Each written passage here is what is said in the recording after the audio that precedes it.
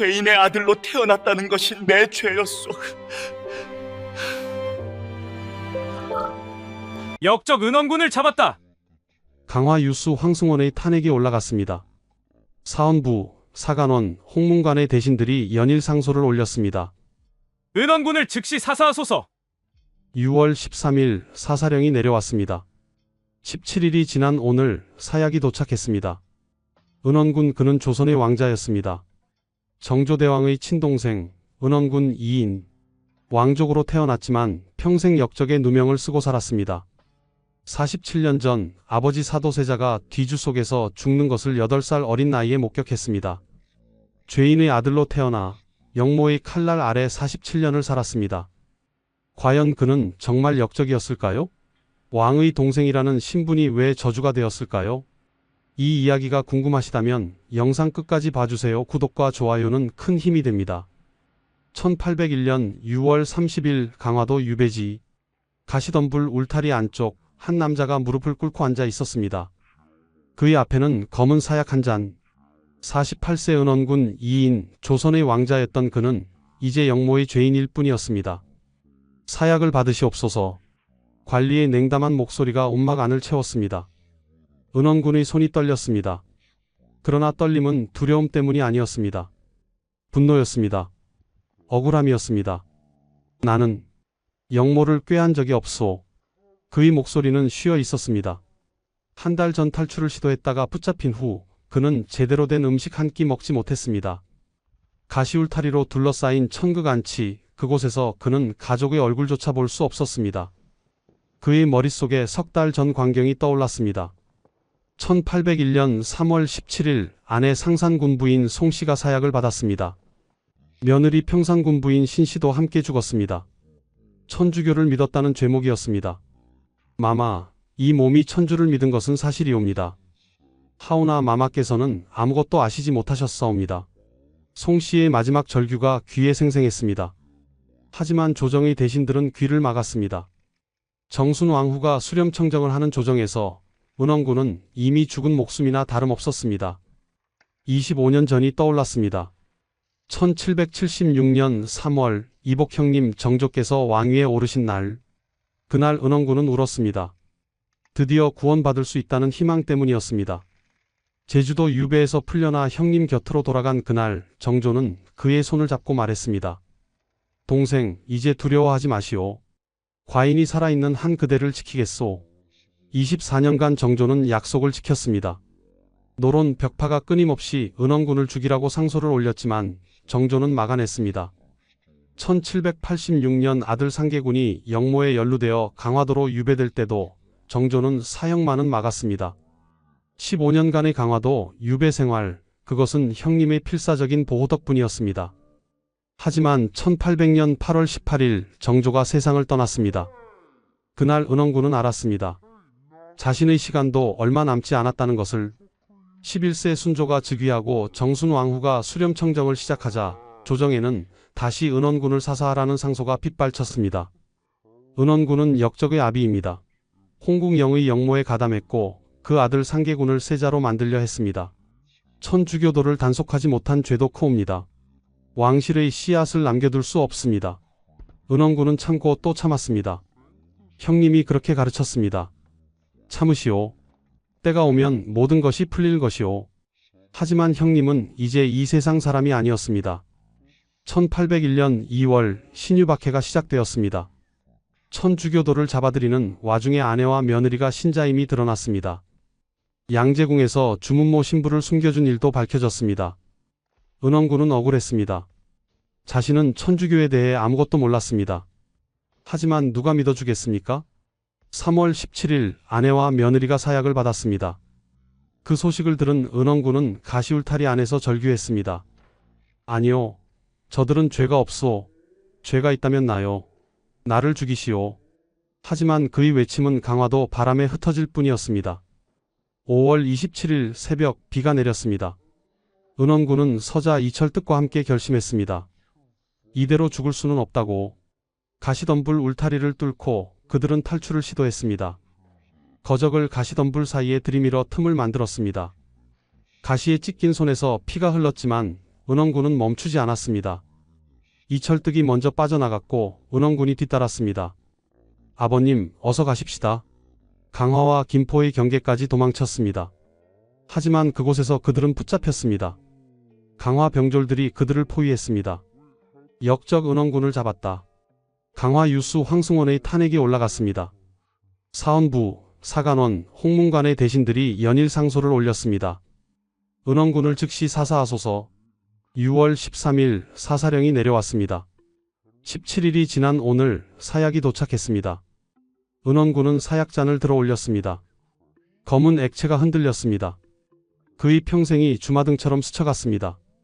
1754년 궁녀의 아들로 태어난 날, 1762년 아버지가 뒤주에 갇혀 죽은 날, 1771년 동생 은신군이 제주도에서 죽은 날, 1776년 형님이 왕이 된 날, 1786년 아들이 영모에 연루되어 강화도로 온 날, 그리고 1800년 형님이 죽은 날. 형님, 저는 정말 영모를 꾀한 적이 없습니다. 은원군은 사약을 들이켰습니다. 쓰디쓴 액체가 목구멍을 타고 내려갔습니다. 독이 온몸에 퍼지기 시작했습니다. 죄인의 아들로 태어났다는 것이 내 죄였소. 그의 몸이 앞으로 쓰러졌습니다. 48년의 삶이 그렇게 끝났습니다. 조선 영조의 손자 사도세자의 아들, 정조의 동생. 하지만 죽는 순간까지 그는 영모의 죄인이었습니다. 과연 이 사람은 어떤 삶을 살았기에 이렇게 비참한 최후를 맞았을까요? 왕의 동생이라는 신분이 왜 저주가 되었을까요? 이 이야기가 궁금하시다면 영상 끝까지 봐주세요. 구독과 좋아요는 이 채널에 큰 힘이 됩니다. 47년 전으로 돌아가 보겠습니다. 1754년 2월 1일 창덕궁 후궁전. 아기가 나왔습니다. 산파의 외침이 조용한 궁궐을 깨웠습니다. 사도세자의 후궁 임씨가 아들을 낳았습니다. 하지만 기쁨은 없었습니다. 궁궐 안은 침묵으로 가득했습니다. 사도세자는 불안했습니다. 할아버지 영조가 무슨 말씀을 하실지 두려웠습니다. 세자가 궁녀를 후궁으로 삼았다는 사실, 그것은 영조의 분노를 살 것이 분명했습니다. 세자, 궁녀를 품었다는 것이 사실이냐? 영조의 목소리는 차가웠습니다. 사도세자는 고개를 숙였습니다. 송구하옵니다, 아바마마. 궁녀가 임신했을 때 낙태를 시키려 했다고 들었다. 그것도 사실이냐? 영조의 눈빛이 더욱 매서워졌습니다. 사도세자는 대답할 수 없었습니다. 사실이었습니다. 할아버지의 꾸중이 두려워 임씨에게 아이를 지우라고 명했었습니다. 하지만 세자빈 해경궁 홍씨가 임씨를 불쌍히 여겨 보호했고 결국 아이는 태어났습니다. 세자의 방탕함이 이 지경이란 말이냐. 영조의 질책이 쏟아졌습니다. 그날부터 은원군의 운명은 정해졌습니다. 그는 태어난 순간부터 세자의 방탕함을 증명하는 존재였습니다. 은원군의 어머니 숙빈 임씨는 궁녀 출신이었습니다. 신분이 낮았습니다. 사도세자는 그녀를 총애했지만 임신 사실을 알고는 곧 외면했습니다. 임씨는 외로웠습니다. 아이를 낳았지만 아무도 축하해주지 않았습니다. 다행히 해경궁 홍씨가 은원군과 동생 은신군을 거두었습니다. 정처가 아닌 아들들을 보살핀 것입니다. 영조는 이것마저 못마땅해 했습니다. 적처가 서자를 거두다니 인지상정에 어긋난다. 하지만 해경궁은 불쌍한 아이들을 외면할 수 없었습니다. 은원군은 그렇게 자랐습니다. 아버지의 사랑도 할아버지의 관심도 받지 못한 채 1755년 은원군에게 동생이 생겼습니다. 은신군 이진입니다. 같은 어머니 임씨의 소생이었습니다. 두 형제는 서로 의지하며 자랐습니다. 아버지 사도세자에게는 이미 적자 세손 이산 훗날의 정조이 있었습니다. 1752년에 태어난 이산은 할아버지 영조의 총애를 받으며 자랐습니다. 은원군은 이복형 이산을 멀리서 바라보았습니다. 세손으로 책봉되어 경희궁에서 공부하는 형, 영조의 칭찬을 받으며 자라는 형. 은원군은 그 모습을 부러워했습니다. 나도 저렇게 자랄 수 있었을까? 하지만 현실은 달랐습니다. 은원군과 은신군은 궁궐 한 구석에서 조용히 지내야 했습니다. 영조의 눈에 띄지 않도록, 사도세자의 방탕함을 상기시키지 않도록 1762년 윤호월까지 은원군은 그렇게 8년을 살았습니다. 아버지를 아버지라 부르지만 아버지는 그를 거의 보지 않았습니다. 어머니 임씨는 그를 품에 안고 울었습니다. 내가 태어난 것이 죄가 아니란다. 하지만 은원군은 알았습니다. 자신의 존재 자체가 아버지를 곤란하게 만든다는 것을, 할아버지를 화나게 한다는 것을. 1764년 영조 40년 은원군은 10세가 되었습니다. 그해 그는 정식으로 은원군에 봉해졌습니다. 왕자군의 칭호를 받은 것입니다. 하지만 기쁨은 없었습니다. 1765년 11세의 나이에 은원군은 혼인했습니다. 신부는 진천 송씨 송낙휴의 딸이었습니다. 훗날 상상군 부인으로 불리게 될 여인입니다. 송씨는 은원군보다 한 살 위였습니다. 마마, 첩은 마마를 평생 모시겠사옵니다. 송씨의 맹세였습니다. 그녀는 그 약속을 지켰습니다. 36년 후 신유박해 때 사약을 받을 때까지 혼인 후 은원군은 아내와 함께 작은 처소에서 살았습니다. 그들은 가난했습니다. 왕자군이라는 칭호는 있었지만 경제적 지원은 충분하지 않았습니다. 1762년은 은원군의 인생을 완전히 바꾼 해였습니다. 그해 윤 5월 이모화변이 일어났습니다. 아버지 사도세자가 할아버지 영조의 명으로 뒤주에 갇힌 것입니다. 8세 은원군은 그 광경을 멀리서 보았습니다. 아버지가 뒤주에 갇히는 모습, 어머니 임씨가 울부짖는 모습, 이복형 세손 이산이 할아버지 앞에 무릎 꿇고 애원하는 모습. 아바마마, 아버님을 살려주소서. 하지만 영조는 냉혹했습니다. 8일간 사도세자는 뒤주 안에 갇혀 있었습니다. 그리고 윤 5월 21일 사도세자는 죽었습니다. 그날 은원군의 세계가 무너졌습니다. 아버지가 죽었습니다. 아버지를 죽인 것은 할아버지였습니다. 8세 소년이 이해하기에는 너무 잔혹한 현실이었습니다. 엄마, 아버지는 왜 죽으셨어요? 임씨는 아들을 안고 울 수밖에 없었습니다. 무어라 설명할 수 있겠습니까? 할아버지가 아버지를 죽였다고, 당쟁과 광증과 오해가 뒤엉킨 비극이라고. 이모화변 직후 은원군과 그의 가족은 궁 밖으로 쫓겨났습니다. 어머니 임씨, 동생 은신군과 함께 한양 변두리 작은 집에서 살게 되었습니다. 죄인의 자식이라는 낙인이 찍혔습니다. 사람들은 그들을 피했습니다. 왕족이었지만 이제는 죄인의 가족일 뿐이었습니다. 은원군은 그날 깨달았습니다. 왕족이라는 신분이 저주가 될 수도 있다는 것을, 아버지를 잘못 두었다는 이유만으로 평생 고통받을 수 있다는 것을. 하지만 그때는 아무도 몰랐습니다. 이 아이가 평생 영모의 칼날 아래 살게 될 줄은, 형이 왕이 되어도 그를 완전히 지켜줄 수 없을 줄은. 이모화변 이후 은원군의 삶은 완전히 달라졌습니다. 궁궐을 나온 그는 한양 변두리 작은 집에서 어머니, 동생과 함께 살았습니다. 왕자군이라는 칭호는 있었지만 그들의 삶은 가난했습니다. 영조는 사도세자를 죽인 후 그의 자식들을 멀리했습니다. 다만 세손 이산만은 예외였습니다. 이산은 할아버지의 명으로 효장세자의 양자로 입적되어 왕위 계승권을 유지했습니다. 하지만 서자 은원군과 은신군은 달랐습니다. 1767년 영조는 임씨에게 살 집을 마련해주라고 명했습니다. 한성에 작은 저택이 생겼고 이곳은 훗날 양재궁으로 불렸습니다. 은원군과 그의 가족은 그곳에서 살았습니다. 하지만 경제적으로 어려웠습니다. 왕실의 지원은 충분하지 않았습니다. 은원군과 은신군은 생활비를 마련하기 위해 시전 상인들에게 빚을 졌습니다. 그런 상황에서 뜻밖의 도움이 왔습니다. 해경궁 홍씨의 아버지 홍봉안이 형제의 빚을 대신 갚아준 것입니다. 홍봉안은 사도세자의 장인이었지만 사도세자 제거에 관여했다는 의혹을 받던 인물이었습니다. 왜 홍봉안이 은원군 형제를 도왔는지는 알 수 없습니다. 혹자는 세손 이산의 비위를 맞추기 위해서라고 했고, 혹자는 양심의 가책 때문이라고 했습니다. 하지만 이 일은 오히려 화를 불렀습니다. 1769년 영조 45년 대신 김기주 등이 이를 두고 집요하게 탄핵했습니다.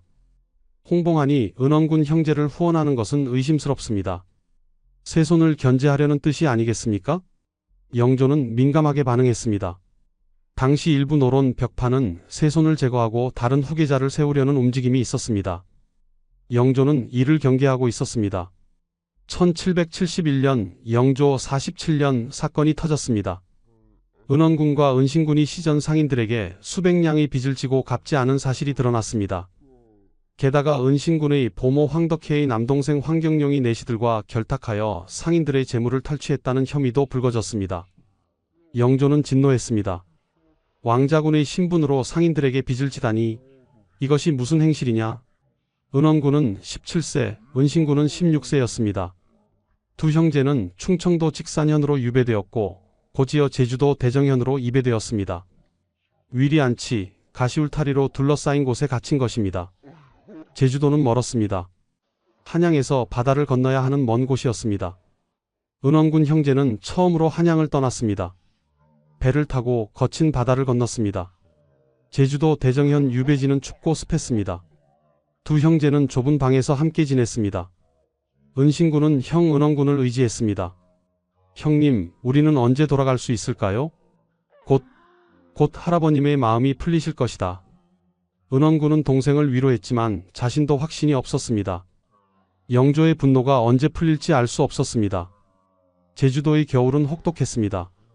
1771년 그해 겨울은 유독 추웠습니다. 은신군이 기침을 하기 시작했습니다. 형님, 춥습니다. 은신군의 몸이 점점 약해졌습니다. 풍토병이었습니다. 제주도의 기후에 적응하지 못한 것입니다. 은원군은 동생을 간호했습니다.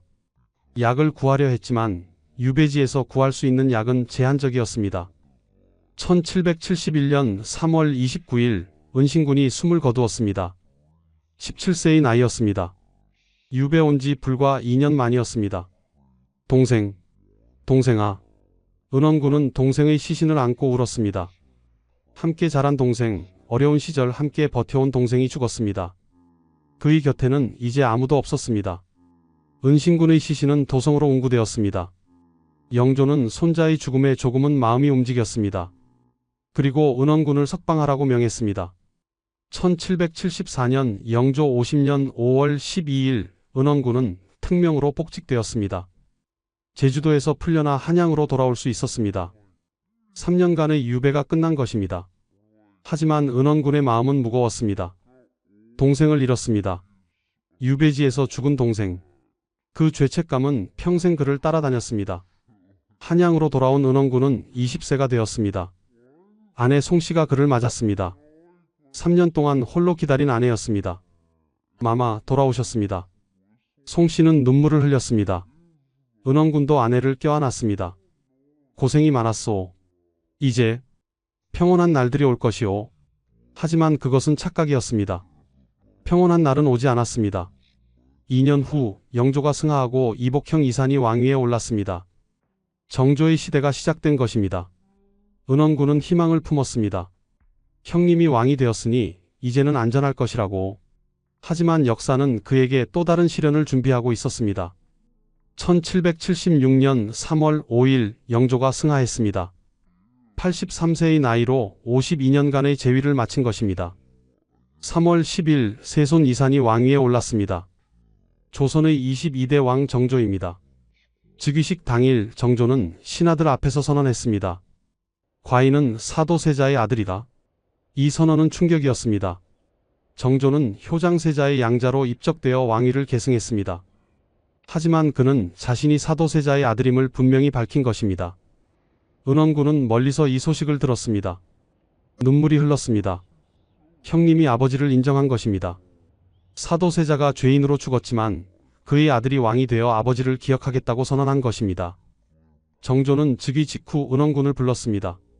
22세의 은원군이 궁궐로 들어갔습니다. 24세의 정조가 그를 맞았습니다. 동생, 형님. 두 사람은 포옹했습니다. 사도세자의 아들들, 같은 비극을 겪은 형제였습니다. 과인이 살아있는 한 그대를 지키겠소. 다시는 유배 가는 일이 없도록 하겠소. 정조의 약속이었습니다. 은원군은 고개를 숙였습니다. 형님, 감사하옵니다. 정조는 은원군에게 관직을 주었습니다. 원릉 수릉관, 종부시제조, 수덕대부, 명예로운 직책들이었습니다. 경제적 지원도 충분히 해주었습니다. 은원군은 처음으로 안정된 삶을 살게 되었습니다.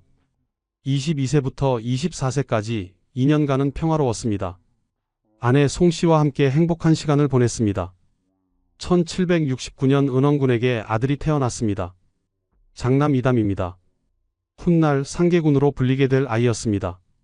은원군은 기뻤습니다. 대를 이을 아들이 생긴 것입니다. 하지만 1778년 사건이 벌어졌습니다. 정조의 측근 홍국영이 이를 저지른 것입니다. 홍국영은 정조를 지키기 위해 헌신한 인물이었습니다. 정조 즉위 초기 세손 시절부터 정조를 보호했습니다. 정조는 그를 믿고 막강한 권력을 주었습니다. 1778년 정조 2년 홍국영은 자신의 누이 동생을 정조의 후궁으로 들였습니다. 원빈 홍씨였습니다. 홍국영의 의도는 분명했습니다. 원빈이 아들을 낳으면 그 아들을 세자로 만들겠다는 것이었습니다.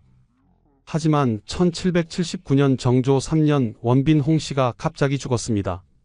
소생 없이 죽은 것입니다. 홍국영의 계획이 무너졌습니다. 그때 홍국영은 다른 방법을 생각했습니다. 은원군의 장남 이담, 당시 10세 소년을 원빈의 양자로 삼기로 한 것입니다. 홍국영이 은원군을 찾아왔습니다. 군께서 장남 이담을 원빈의 양자로 들여주십시오. 그리하면 이담이 왕위를 계승하게 될 것입니다. 은원군은 거절했습니다. 아니 되오. 형님께서는 아직 젊으시고 건강하시오. 아들을 낳으실 것이오. 하지만 홍국영은 포기하지 않았습니다. 며칠, 몇 주, 몇 달 동안 설득했습니다. 은원군은 고민에 빠졌습니다. 마마, 거절하십시오. 이것은 큰 화를 부를 일입니다. 아내 송씨가 말렸습니다. 하지만 홍국영의 압박은 계속되었습니다. 결국 은원군은 승낙하고 말았습니다.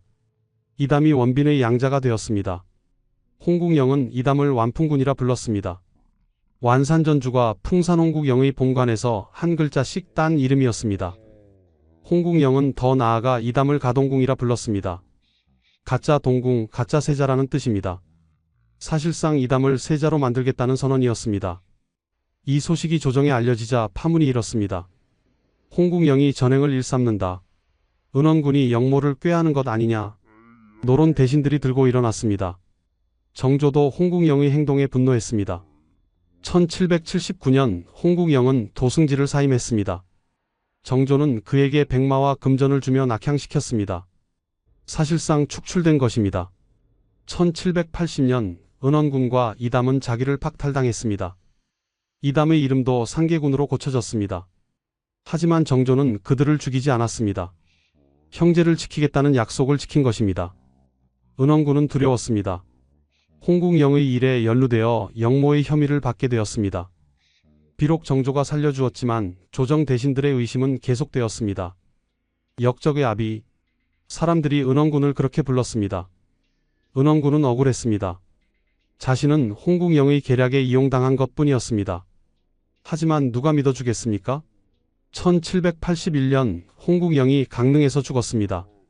34세의 나이였습니다. 하지만 은원군의 시련은 끝나지 않았습니다. 홍국영은 죽었지만 은원군과 상계군은 살아 있었습니다. 그들의 존재 자체가 위험 요소였습니다. 1786년 정조 10년 은원군의 삶은 또다시 무너졌습니다. 그해 32세였던 은원군에게 최악의 소식이 전해졌습니다. 상계군을 왕세자로 추대하려는 영모가 발각되었습니다. 구선복이라는 인물이 주모자였습니다. 그는 상계군 이담을 왕위에 올리려는 계획을 세웠습니다. 홍국영의 잔당들과 연결되어 있었다는 의혹도 있었습니다. 정조는 즉시 국문을 명했습니다. 구선복이 잡혀왔고 고문이 시작되었습니다. 내가 상계군을 추대하려 했다는 것이 사실이냐? 그러하옵니다. 구선복의 자백이었습니다. 하지만 상계군이 직접 연루되었는지는 불분명했습니다. 17세 소년 이담은 아무것도 몰랐을 가능성이 높았습니다. 하지만 조정 대신들은 가만히 있지 않았습니다. 상계군을 사사하소서, 은원군 일가를 모두 제거하소서, 영모의 씨앗을 남겨두어서는 안됩니다. 연일 상소가 올라왔습니다. 정조는 고뇌했습니다. 동생을 지키고 싶었지만 신하들의 압박이 거셌습니다. 1786년 11월 20일 상계군 이담에게 사약이 내려졌습니다. 정확히는 음독 자살을 강요당한 것입니다. 18세의 나이로 상계군은 죽었습니다. 은원군은 아들의 죽음에 절규했습니다. 내 아들은 아무 죄가 없소. 하지만 누가 들어주겠습니까? 영모에 연루되었다는 것만으로도 죽을 죄였습니다. 정조는 은원군을 불러 말했습니다. 동생, 과인도 어쩔 수 없소. 신하들이, 과인도 막을 수 없소. 정조의 눈에도 눈물이 맺혔습니다. 하지만 정조는 왕이었습니다. 동생의 아들을 죽여야 했습니다. 동생 강화도로 가시오. 그곳에서 조용히 지내시오. 과인이 지켜주겠소. 은원군은 고개를 숙였습니다. 살려준 것만으로도 감사해야 했습니다. 상계군만 죽었고 자신과 다른 자식들은 살아남았습니다. 1786년 12월 은원군 일가는 강화도로 유배되었습니다. 아내 송씨, 둘째 아들 풍계군 이당, 서자, 전계대원군 이광 등 가족들과 함께였습니다. 강화도는 한양과 가까웠습니다. 이것은 정조의 배려였습니다. 제주도처럼 먼 곳이 아니라 가까운 곳으로 보낸 것입니다. 언제든 불러올 수 있도록. 강화도 유배지는 좁았습니다. 하지만 가족과 함께 있을 수 있었습니다. 일반 죄인들과 달리 은원군은 왕족으로서의 최소한 예우를 받았습니다. 하지만 조정에서는 끊임없이 탄핵이 이어졌습니다. 은원군을 사사하소서. 영모의 아비를 어찌 살려둡니까? 특히 정순왕후와 노론 벽파가 앞장섰습니다. 정순왕후는 영조의 계비로 사도세자를 미워했던 인물입니다. 그녀는 은원군도 미워했습니다. 정조는 버텼습니다. 신하들의 상소를 물리쳤습니다. 은원군은 과인의 동생이다. 과인이 살아있는 한 그를 지킬 것이다. 1789년 정조 13년 극적인 사건이 벌어졌습니다. 정조가 강화도까지 직접 방문한 것입니다. 상감마마께서 강화도에 행차하신다. 소식을 들은 은원군은 놀랐습니다. 형님이 자신을 보러 온다는 것입니까? 정조는 강화도 유배지 근처에서 유숙했습니다. 은원군을 직접 만나지는 못했지만 가까운 곳에 머물며 항의의 뜻을 표한 것입니다. 정순왕후가 정조에게 연락을 보냈습니다. 대왕 대비의 명이시다. 즉시 황궁하라. 하지만 정조는 며칠간 버텼습니다. 신하들도 정조의 채신을 생각해 양보했습니다. 9월 28일 정조는 한양으로 돌아갔습니다. 은원군은 눈물을 흘렸습니다. 형님이 자신을 위해 그토록 애썼다는 것이 감사했습니다. 이후 은원군은 특별한 날에만 일시 석방되었습니다. 해경궁 홍씨의 생신, 사도세자의 생신과 기일, 정순왕후의 생신. 이런 날에는 한양으로 와서 행사에 참여할 수 있었습니다. 하지만 행사가 끝나면 다시 강화도로 돌아가야 했습니다. 은원군은 참고 또 참았습니다. 형님을 믿었습니다. 언젠가는 풀려날 수 있을 것이라고. 15년 그렇게 강화도에서 살았습니다. 1786년부터 1800년까지 14년간의 유배 생활. 은원군은 46세가 되었습니다. 아내 송씨도 늙었습니다. 아들 풍계군 이당도 성인이 되었습니다. 강화도에서 은원군은 조용히 살았습니다. 영모를 꾀하지 않았습니다. 정치에 관여하지 않았습니다. 그저 형님이 허락하는 대로 조용히 살았습니다. 하지만 운명은 그를 놓아주지 않았습니다. 1800년 은원군을 지켜주던 형님이 세상을 떠났습니다. 1800년 8월 18일 정조가 승하했습니다. 48세의 나이로 24년간의 재위를 마쳤습니다. 등창으로 고생하다 갑자기 세상을 떠난 것입니다. 강화도 유배지의 소식이 전해졌습니다. 은원군은 그 자리에서 무너졌습니다. 형님이 죽었습니다. 자신을 지켜주던 유일한 사람이 죽었습니다. 은원군은 알았습니다. 이제 자신의 시간도 얼마 남지 않았다는 것을. 11세 순조가 즉위했습니다. 정조의 아들이었지만 너무 어렸습니다. 정순왕후가 수렴청정을 시작했습니다. 바로 그날부터 은원군을 사사하라는 상소가 쏟아졌습니다.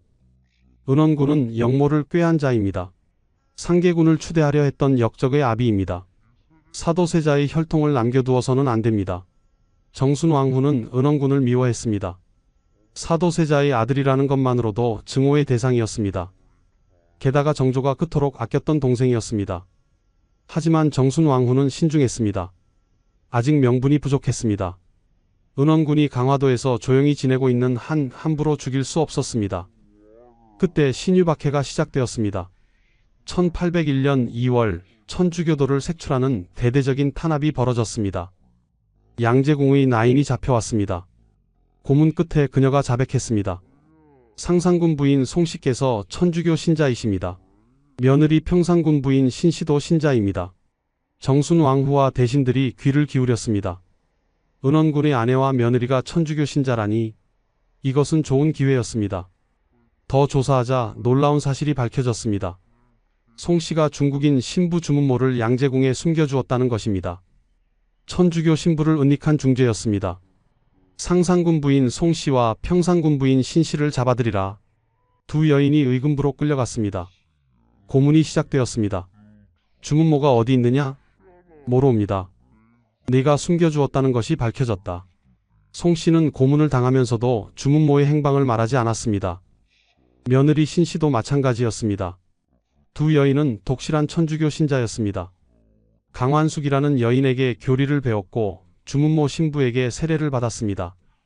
조정 대신들이 상소를 올렸습니다. 사교에 물든 두 여인을 사사하소서. 은원군도 가족을 단속하지 못한 죄가 크옵니다.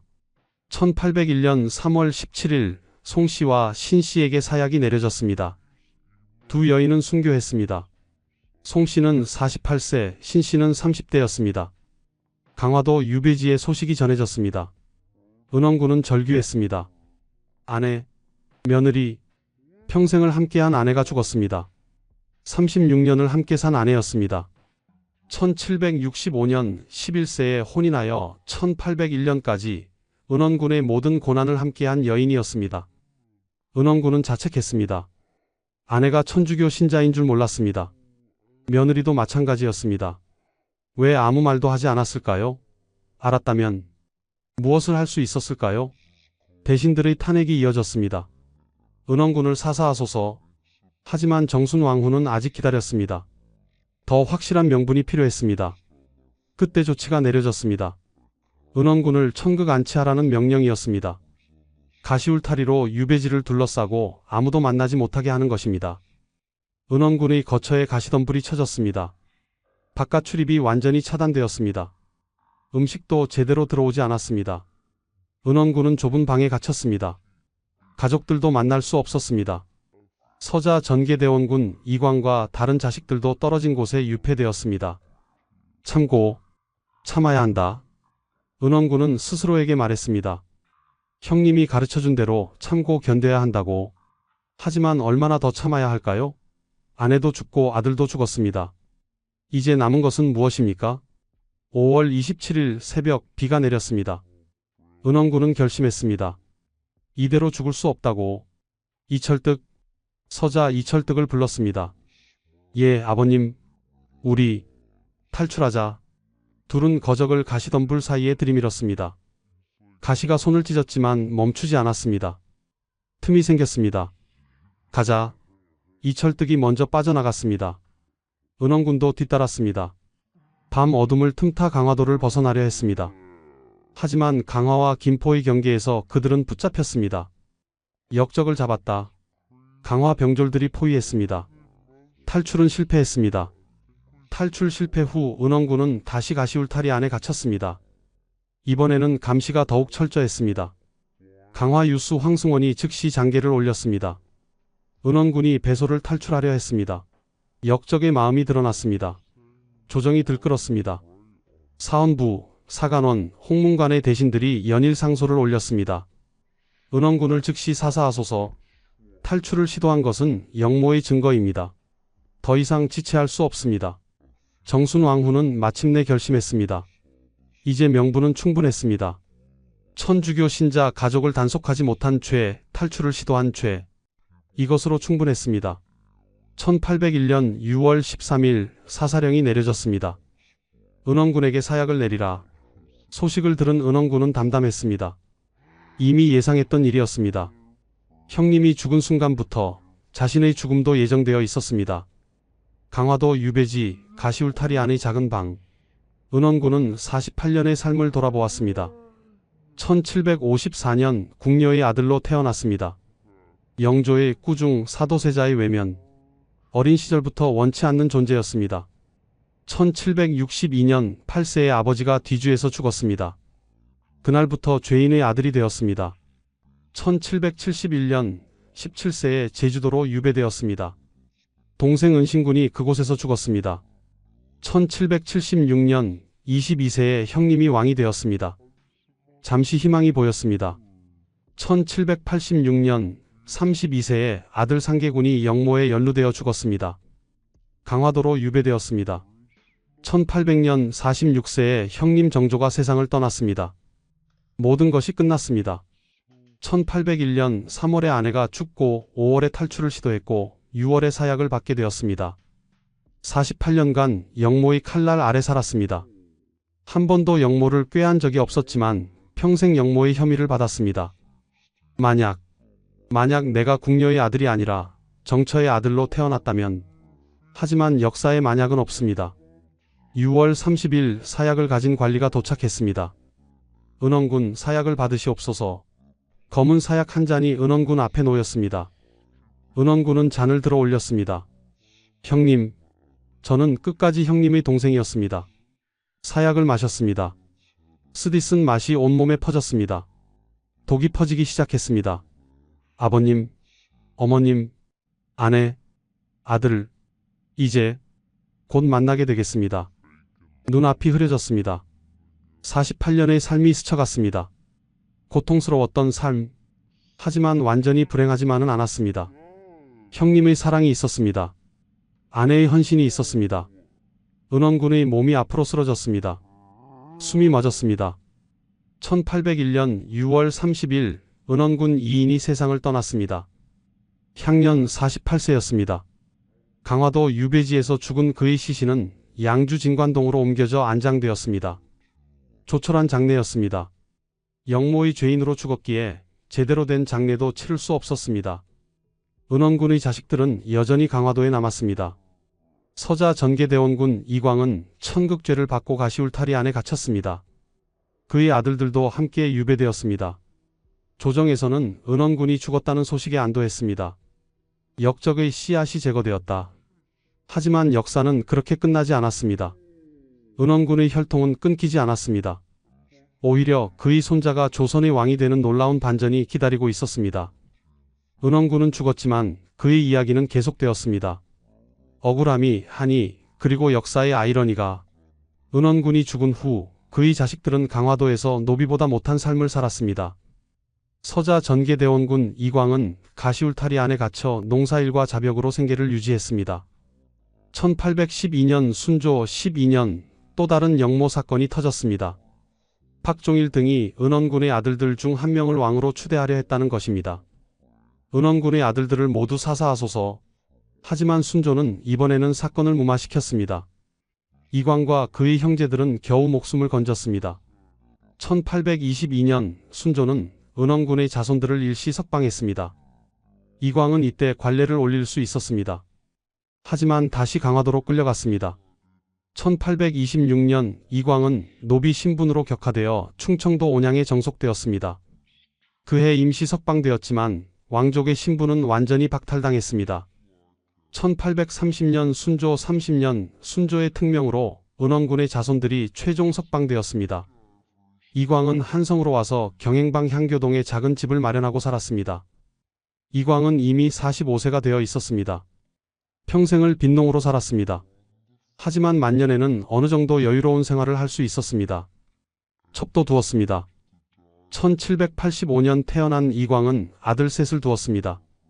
척자 회평군 이원경, 서자 영평군 이경응, 그리고 막내 서자 이원범입니다. 이원범은 1831년 한성에서 태어났습니다. 어머니는 염씨라는 첩이었습니다.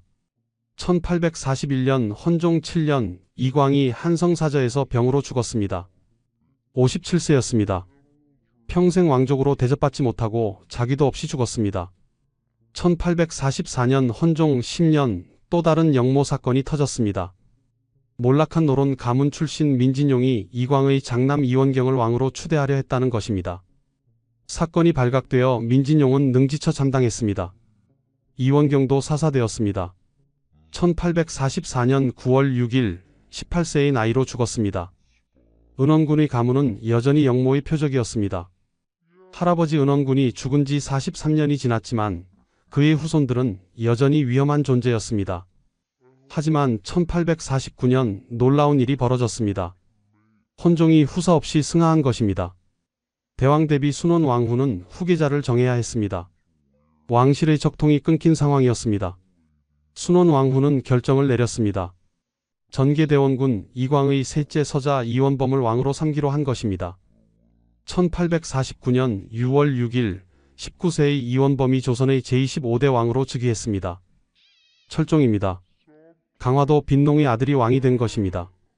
은원군의 손자가 왕위에 오른 것입니다. 철종 즉위 후 가장 먼저 한 일은 할아버지 은원군의 복권이었습니다. 선조 은원군은 억울하게 죽었다. 복권하라. 1850년 철종은 청나라의 변무사를 파견하여 은원군의 억울함을 알렸습니다. 1851년 철종은 친필로 은원군의 신도비문을 지었습니다. 조인영이 비문의 글씨를 썼습니다. 강화도에서 가져온 돌로 신도비를 세웠습니다. 1858년 철종 9년 상계군도 복권되어 정일품에 추증되었습니다. 1871년 고종 8년 은원군에게 충정공이라는 시호가 내려졌습니다. 충성스럽고 올바른 공, 그런 뜻이었습니다. 역사의 아이러니였습니다. 평생 영모의 죄인으로 몰렸던 은원군, 그의 손자가 왕이 되면서 뒤늦게 명예를 회복한 것입니다. 하지만 너무 늦었습니다. 은원군은 이미 죽은 지 48년이 지났습니다.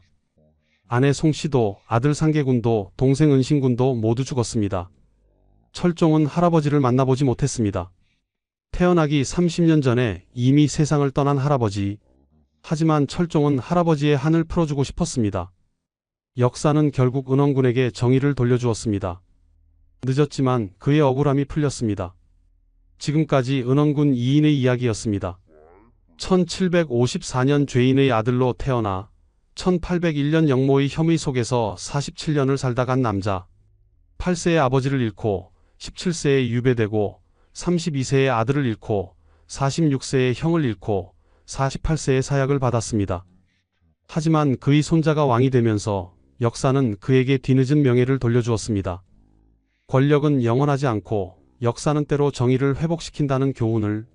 하지만 그 대가는 너무 컸습니다. 이 이야기가 여러분께 작은 깨달음이 되길 바랍니다. 구독과 좋아요 부탁드리며 다음에 더 좋은 영상으로 찾아뵙겠습니다. 감사합니다. 이 두 여인의 시신을 갈기갈기 찢어 젓갈을 담가라. 그리고 한양의 산과 들에 뿌려버려라. 전하 살려주시옵소서. 소인들은 죄가 없습니다. 1504년 봄, 한양의 밤하늘에 달빛조차 숨어버린 그날 밤이었습니다. 창경궁 뜰에 횃불이 타오르고 궁녀들과 내관들이 벌벌 떨며 고개를 숙인 채 서 있었습니다. 밤 11시가 넘은 시각, 어둠 속에서 자루에 쌓인 두 여인이 질질 끌려왔습니다. 자루 밖으로 삐져나온 치마폭과 가느다란 손이 미약하게 떨리고 있었습니다. 끌어내라. 차가운 목소리가 울려 퍼졌습니다. 조선의 10대 왕, 연산군이었습니다. 이제 막 28세가 된 왕의 얼굴에는 광기 어린 분노가 가득했습니다. 자루가 풀리자 두 여인이 드러났습니다. 머리는 풀어 헤쳐졌고 곱게 수놓아진 궁중의복은 흙먼지로 더럽혀져 있었습니다. 놀랍게도 이들은 평범한 궁녀가 아니었습니다. 선왕성종의 후궁이었던 귀인 정씨와 귀인 엄씨, 두 사람은 한때 궁궐에서 왕의 총애를 받으며 화려한 삶을 살았던 여인들이었습니다. 전하, 소인들이 무슨 죄를? 귀인 엄씨가 떨리는 목소리로 간신히 말을 꺼냈습니다. 하지만 연산군은 대답 대신 내관들에게 손짓했습니다. 순식간에 두 여인은 기둥에 묶였고 줄이틀기 도구가 준비되었습니다. 22년입니다. 연산군이 천천히 입을 열었습니다.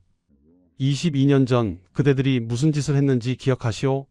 한 왕비를 모함하여 죽음으로 내몰았던 그날을 말이오. 귀인 정씨의 얼굴이 창백하게 변했습니다. 그제야 두 여인은 깨달았습니다. 왕이 말하는 것은 다름 아닌 패비 윤씨, 연산군의 친어머니에 관한 일이었습니다.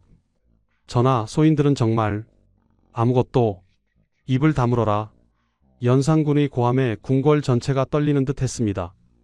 그는 직접 고문 도구를 집어들었습니다. 조선의 왕이 직접 고문을 집행한다는 것은 상상조차 할 수 없는 일이었습니다. 하지만 그날 밤 믿을 수 없는 일이 벌어졌습니다. 어머니께서 얼마나 억울하셨겠는가. 그대들은 궁에서 호의호식하며 22년을 살았지만 어머니는 차디찬 땅 밑에서 한을 품고 계셨다. 갈고리가 귀인 정씨의 뺨을 핥히고 지나갔습니다. 살점이 찢어지고 피가 흘렀지만 연산군의 손은 멈추지 않았습니다. 줄이틀기가 시작되었고 두 여인의 비명이 밤하늘을 찢었습니다. 그때였습니다. 안양군과 봉안군을 불러오라. 연산군의 명령에 내관들이 달려갔습니다. 잠시 후 흰옷을 입은 두 젊은이가 급히 달려왔습니다. 25세의 안양군과 23세의 봉안군 두 사람은 귀인 정씨의 친아들들이었습니다. 전하, 이 밤에 급히 부르시니 저 자루를 보아라. 연산군이 가리킨 곳에는 또 다른 자루가 놓여 있었습니다. 아까 두 여인이 들어있던 것과 똑같은 자루였습니다. 저 자루 안에 들어있는 것을 몽둥이로 때려라. 지금 당장. 안양군과 봉안군은 얼굴이 하얗게 질렸습니다. 무슨 일인지 알 수 없었지만 왕의 명령은 거역할 수 없었습니다. 내관들이 두 형제에게 몽둥이를 건넸습니다. 때려라. 죽도록 때려라. 연산군의 다그치는 목소리에 안양군이 먼저 몽둥이를 들어 올렸습니다.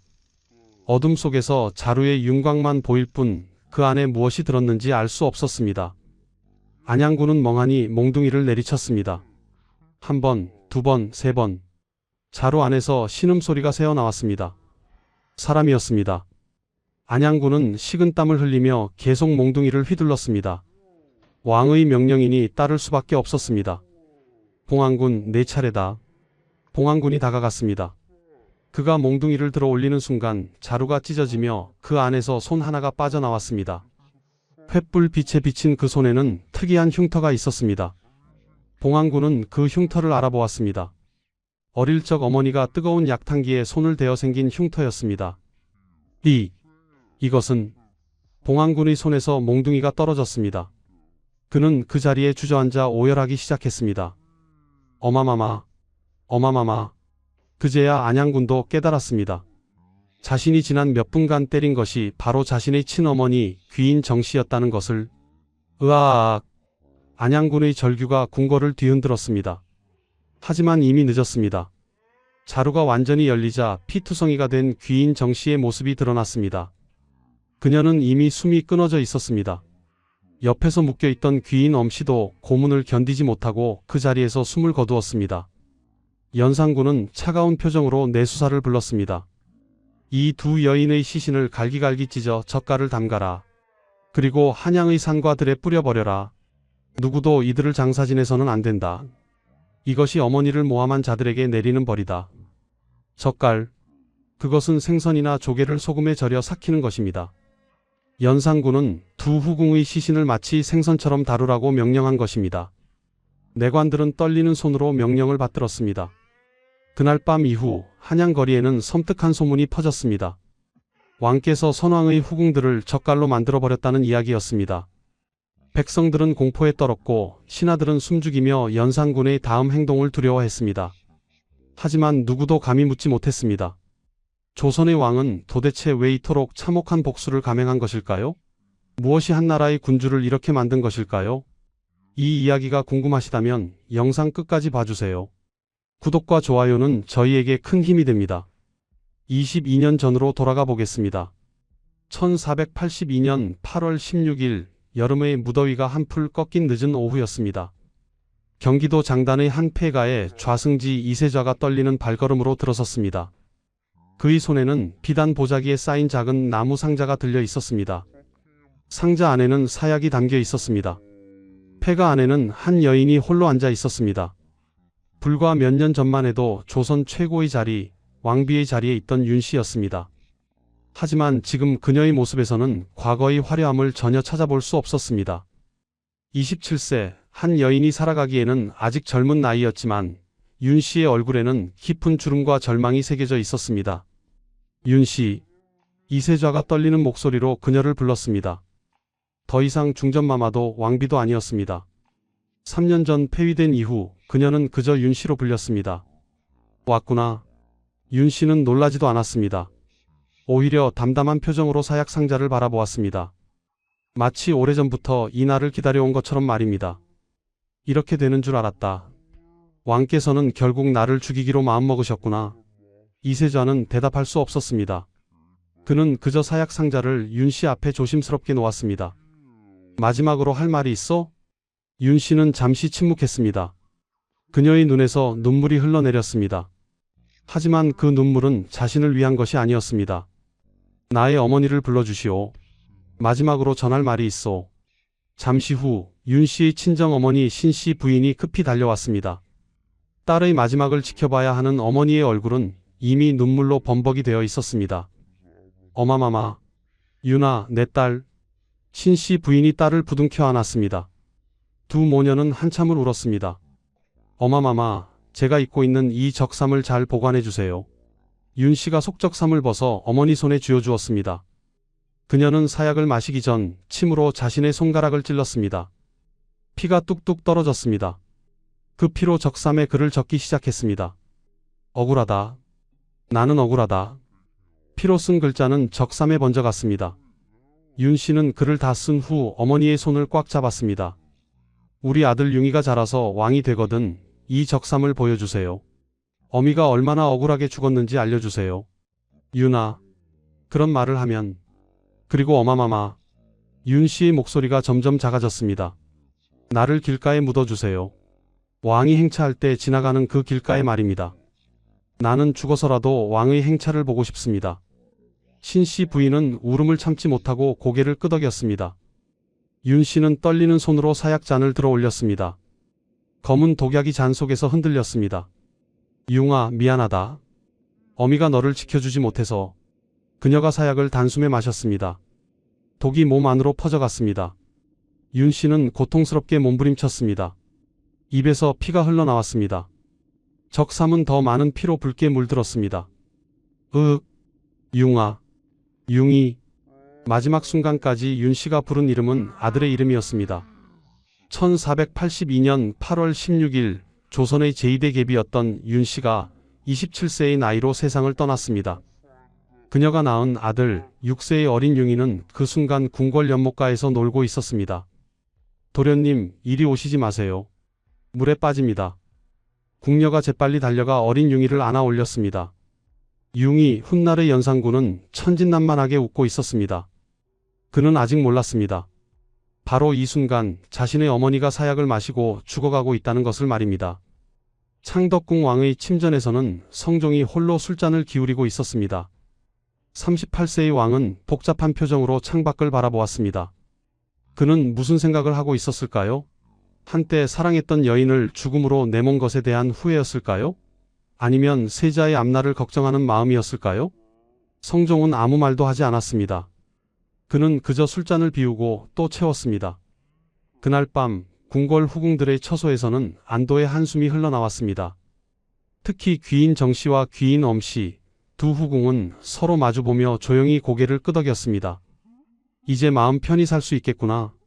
귀인 정씨가 작은 목소리로 말했습니다. 그러게 말입니다. 그 무서운 중전마마가 드디어. 귀인 엄씨도 안도의 표정을 지었습니다. 두 여인은 그 순간 미처 깨닫지 못했습니다. 자신들이 지금 안도하고 있는 이 순간이 22년 후 자신들의 목숨을 앗아갈 복수의 씨앗이 되리라는 것을 말입니다. 밤은 깊어갔고 궁궐은 고요했습니다. 하지만 그 고요함 속에는 앞으로 벌어질 비극의 전조가 숨어 있었습니다. 장단의 작은 폐가에서는 신씨 부인이 딸의 시신을 껴안고 통곡했습니다. 피로 물든 적삼을 품에 안은 채 그녀는 다짐했습니다. 언젠가 손자가 자라면 반드시 이 적삼을 보여주리라고 말입니다. 그것이 딸의 마지막 유언이었으니까요. 시간을 조금 더 거슬러 올라가 보겠습니다. 1473년 봄이었습니다. 하만 윤씨 가문의 딸 윤씨는 그해 18세였습니다. 판봉상 시사를 지낸 윤기견의 딸로 태어난 그녀는 어려서 아버지를 여의고 어렵게 자랐지만 뛰어난 미모와 재능으로 성종의 눈에 띄었습니다. 윤씨를 후궁수기로 간택하노라. 성종의 명이 떨어지자 윤씨의 집안은 기쁨에 들떠 있었습니다. 비록 후궁이지만 왕의 여인이 되는 것은 집안의 큰 영광이었습니다. 입궁한 윤씨는 성종의 총애를 한몸에 받았습니다. 당시 성종은 16세의 젊은 왕이었고 첫 번째 왕비 공해왕후와의 사이에서 아직 자식이 없었습니다. 숙의 윤씨는 정말 아름답습니다. 궁녀들 사이에서 소문이 자자했습니다. 윤씨는 단순히 외모만 뛰어난 것이 아니었습니다. 시를 짓고 그림을 그리는 재주도 남달랐습니다. 하지만 불행은 예고 없이 찾아왔습니다. 1476년 왕비 공해왕후가 갑자기 세상을 떠난 것입니다. 공해왕후는 한명회의 딸로 강력한 정치적 배경을 가지고 있었습니다. 그녀의 죽음으로 왕비 자리가 비었습니다. 후궁 윤씨를 왕비로 책봉하라. 성종의 명령은 조정에 큰 파장을 일으켰습니다. 후궁 출신이 왕비가 되는 것은 이례적인 일이었습니다. 하지만 성종의 뜻이 확고했기에 반대하는 신하들도 입을 다물 수밖에 없었습니다. 1476년 11월 윤씨는 조선의 정식 왕비가 되었습니다. 그리고 같은 해 11월 7일 왕자를 출산했습니다. 왕과 왕비의 적자 바로 융이었습니다. 세자 책봉을 준비하라. 아들을 낳은 윤씨의 지위는 더욱 공고해졌습니다. 1483년 융이는 7세의 나이로 세자에 책봉되었습니다. 윤씨는 이제 조선 최고의 여인이 되었습니다. 하지만 행복은 오래가지 않았습니다. 성종은 여전히 다른 후궁들의 처소를 자주 드나들었습니다. 특히 귀인 정씨와 귀인 엄씨 두 후궁이 왕의 총애를 받기 시작했습니다. 전하, 오늘 밤은 중전의 처소에. 궁녀가 조심스럽게 말했지만 성종은 고개를 저었습니다. 오늘은 정씨의 처소로 가겠다. 왕비 윤씨는 이 사실을 알고 분노했습니다. 자신이 왕비인데 왕이 후궁들에게 더 많은 관심을 보인다는 것이 참을 수 없었습니다. 감히 후궁 따위가. 윤씨의 질투는 점점 깊어졌습니다. 그녀는 후궁들을 미워하기 시작했고 그 감정을 숨기지 못했습니다. 1477년 귀인 정씨가 왕자를 낳았습니다. 1480년에는 또 다른 왕자를 낳았습니다. 바로 안양군이었습니다. 1482년에는 세 번째 왕자 봉안군을 낳았습니다. 귀인 엄씨도 공신옹주를 낳았습니다. 윤씨는 점점 더 불안해졌습니다. 왕의 총애를 잃으면 왕비 자리도 위태로울 수 있다. 그녀의 불안은 병적인 집착으로 변해갔습니다. 어느 날 밤 윤씨는 성종의 침전으로 찾아갔습니다. 성종은 피곤한 표정으로 누워 있었습니다. 전하, 오늘은 왜 신첩의 처소에 오시지 않으셨습니까? 중전, 지금은 피곤하니 돌아가 쉬시오. 성종의 냉담한 대답에 윤씨는 분노가 치밀어 올랐습니다. 전하께서는 정씨와 엄씨에게만 가시고 신첩은 외면하시는 것입니까? 중전, 말을 조심하시오. 신첩이 무슨 잘못을 했다고 이렇게 대하십니까? 윤씨의 목소리가 커졌습니다. 성종은 자리에서 일어났습니다. 중전, 왕비로서의 품위를 지키시오. 품위? 품위라고 말씀하십니까? 격분한 윤씨는 순간적으로 이성을 잃었습니다. 그녀의 손톱이 성종의 얼굴을 핥히고 지나갔습니다. 왕의 뺨에 피가 흘렀습니다. 순간 침전 안이 얼어붙었습니다. 중전, 지금 무슨 짓을? 성종은 믿을 수 없다는 표정으로 윤씨를 바라보았습니다. 조선 역사상 왕비가 왕의 얼굴에 손을 댄 것은 전무후무한 일이었습니다. 이 사건은 곧 궁궐 전체에 알려졌습니다. 대왕대비 인수대비가 직접 나섰습니다. 왕비로서 왕의 얼굴을 핥힌 자가 어찌 그 자리에 있을 수 있겠소? 조정의 신하들도 윤씨를 비난하기 시작했습니다. 하지만 이것은 시작에 불과했습니다. 1479년 어느 날 귀인 권씨의 집에 투서 한 장이 날아들었습니다. 귀인 정씨와 귀인 엄씨가 왕비 윤씨와 세자를 해하려 한다. 투서의 내용은 충격적이었습니다. 조사가 시작되었고 놀랍게도 이 투서는 윤씨가 자신의 궁녀들을 시켜 만든 것으로 밝혀졌습니다. 윤씨는 정씨와 엄씨를 제거하기 위해 거짓 투서를 만들었던 것입니다. 이는 중전으로서 해서는 안 될 일이오. 성종의 분노는 극에 달했습니다. 게다가 윤씨의 처소에서 비상동 약과 저주의 책이 발견되었습니다. 1479년 6월 2일 마침내 왕명이 내려졌습니다. 왕비 윤씨를 폐하여 서인으로 삼는다. 윤씨는 왕비의 옷을 벗고 평민의 옷을 입었습니다. 궁녀들이 그녀의 머리에서 비녀를 빼고 화려한 장신구를 모두 거두어 갔습니다. 어마마마, 어마마마. 9세의 어린 세자 융이가 울며 어머니를 찾았지만 윤씨는 이미 궁궐 밖으로 쫓겨난 후였습니다. 장단의 작은 집으로 쫓겨난 윤씨는 3년을 그곳에서 근신하며 살았습니다. 그러다가 1482년 8월 16일 결국 사약을 받고 27세의 젊은 나이로 생을 마감했습니다. 한때 조선 최고의 자리에 있던 여인은 이렇게 비참하게 생을 마쳤습니다. 그리고 그 죽음은 22년 후 더 큰 비극의 씨앗이 되었습니다. 1495년 1월 24일 창덕궁에 비통한 곡소리가 울려 퍼졌습니다. 대행대왕께서 승하하셨다. 성종이 38세의 나이로 갑작스럽게 세상을 떠난 것입니다. 그는 윤씨가 죽은 지 13년 만에 똑같이 38세에 세상을 떠났습니다. 어떤 이들은 이것을 운명이라고 말했습니다. 19세의 세자 융인은 이제 조선의 10대 왕이 되었습니다.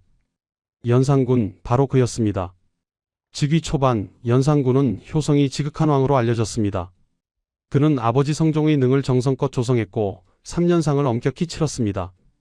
하지만 그에게는 평생 풀리지 않는 의문이 하나 있었습니다. 바로 자신의 친어머니에 대한 기억이었습니다. 연산군은 어릴 적 어머니의 얼굴을 기억하지 못했습니다. 6세 이후로 어머니를 본 적이 없었고 아무도 어머니에 대해 말해주지 않았습니다. 그는 성종의 계비 정현왕후를 어머니로 알고 자랐습니다. 즉위 후 몇 달이 지난 어느 날 연산군은 선왕의 묘지문을 작성하는 일을 진행하고 있었습니다. 전하, 이 부분은 어찌 쓸까요? 승지가 조심스럽게 물었습니다. 무엇이 문제인가? 대행대왕의 중전에 대한 기록입니다. 첫 번째 왕비 공해왕후, 두 번째 왕비. 연산군이 고개를 갸우뚱했습니다. 나의 어머니는 정현왕후가 아니신가? 승지들이 서로 눈치를 보았습니다. 침묵이 흘렀습니다. 대답하라. 두 번째 왕비가 누구인가? 연산군의 목소리에 다급함이 묻어났습니다.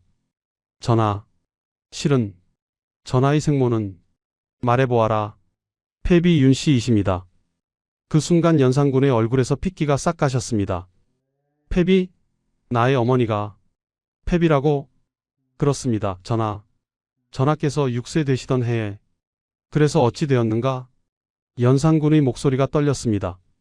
사약을 받으시고 돌아가셨습니다. 연산군은 그 자리에 주저앉았습니다. 온몸에 힘이 빠졌습니다. 나의 어머니가 사약을. 그날 밤 연산군은 한 끼도 먹지 못했습니다. 그는 침전에 홀로 앉아 밤새 눈물을 흘렸습니다. 며칠 후 연산군은 은밀히 사람을 보내 외할머니 신씨 부인을 찾았습니다. 80세가 넘은 노파는 손자를 보자마자 눈물을 흘렸습니다. 외할마마마, 나의 어머니에 대해 알고 싶습니다. 신씨 부인은 떨리는 손으로 보따리를 풀었습니다. 그 안에는 피로 물든 적삼 한 벌이 들어 있었습니다. 이것이 무엇입니까? 네, 어머니께서 마지막으로 남기신 것이란다. 연산군은 적삼을 펼쳤습니다. 핏자국 사이로 어머니의 글씨가 보였습니다. 억울하다. 나는 억울하다. 연산군의 손이 떨렸습니다. 어머니의 피가 묻은 적삼, 그 마지막 글자들. 어마마마, 어마마마. 19세의 젊은 왕은 그 자리에서 흐느꼈습니다. 13년 전 죽은 어머니를 그는 이제야 만난 것입니다. 누가 어머니를 이렇게 만들었습니까? 신씨 부인은 조심스럽게 입을 열었습니다. 성종의 후궁들이었다. 귀인 정씨와 귀인 엄씨, 그 두 여인이 내 어머니를 모함했단다. 정씨? 엄씨? 그들은 지금도 궁에서 잘 살고 있을 게다. 연산군의 눈빛이 변했습니다. 슬픔이 분노로 변하는 순간이었습니다. 참겠습니다. 지금은 참겠습니다. 연산군은 이를 악물었습니다. 언젠가는 반드시. 하지만 복수는 쉽지 않았습니다. 연산군이 어머니를 복권시키려 하자 대신들이 반대하고 나섰습니다. 대행대왕께서 유교를 남기셨습니다. 패비 윤씨의 일은 100년간 논하지 말라고 하셨습니다. 그것이 무슨 말인가? 억울하게 죽은 어머니를. 전하, 선왕의 명을 거역할 수는 없습니다. 신하들은 한결같이 반대했습니다.